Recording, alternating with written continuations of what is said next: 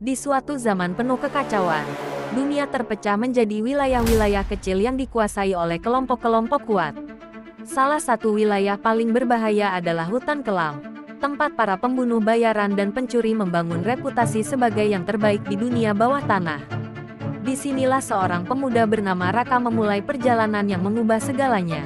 Raka adalah anak seorang pemburu miskin. Kehidupannya diwarnai oleh kematian dan penderitaan setelah keluarganya dibantai oleh sekelompok tentara bayaran yang menginginkan wilayah keluarganya sebagai basis operasi mereka.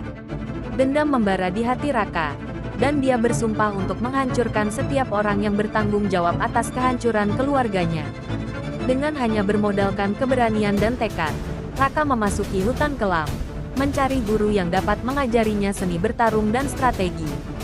Dia akhirnya bertemu seorang mantan pembunuh legendaris bernama Gurda, yang tinggal dalam pengasingan. Gurda, yang awalnya enggan, akhirnya setuju melatih Raka setelah melihat tekad membara di mata pemuda itu. Latihan di bawah Gurda bukanlah hal mudah. Raka harus bertahan di tengah bahaya hutan, melawan predator ganas, dan menguasai seni bela diri yang mematikan. Selain fisik, Gurda juga mengajarkan seni manipulasi dan strategi perang. Selama 5 tahun, Raka berubah dari seorang anak tak berdaya menjadi seorang pejuang yang mampu bergerak seperti bayangan dan membunuh tanpa suara. Namun, di tengah pelatihannya, Raka mulai menyadari bahwa untuk mencapai tujuannya, dia membutuhkan lebih dari sekadar kekuatan individu. Dia membutuhkan pasukan. Setelah meninggalkan Gurda, Raka kembali ke hutan kelam. Dia mulai merekrut orang-orang buangan, pembunuh bayaran, pencuri, dan orang-orang yang merasa dikhianati oleh dunia.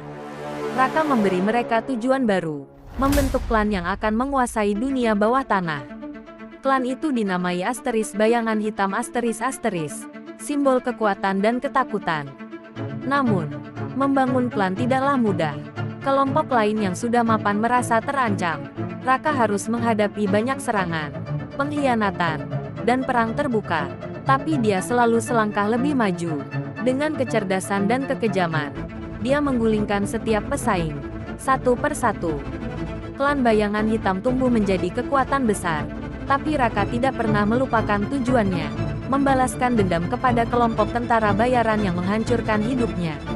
Dia menemukan bahwa kelompok itu sekarang bekerja untuk seorang bangsawan kaya yang menggunakan mereka untuk melindungi kerajaannya. Raka menyusun rencana besar. Dengan memanfaatkan jaringan mata-mata, dia memanipulasi bangsawan itu untuk percaya bahwa salah satu pasukan kepercayaannya berkhianat.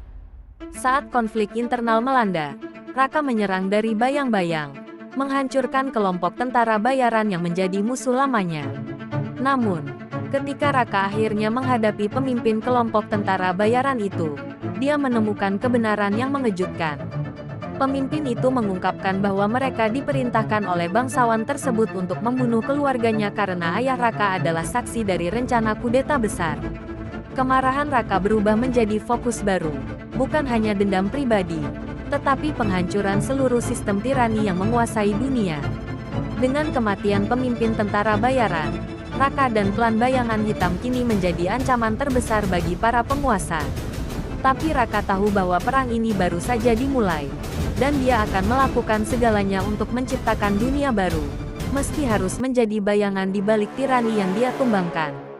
Di balik senyumnya yang dingin, Raka berbisik pada dirinya sendiri, ini baru permulaan.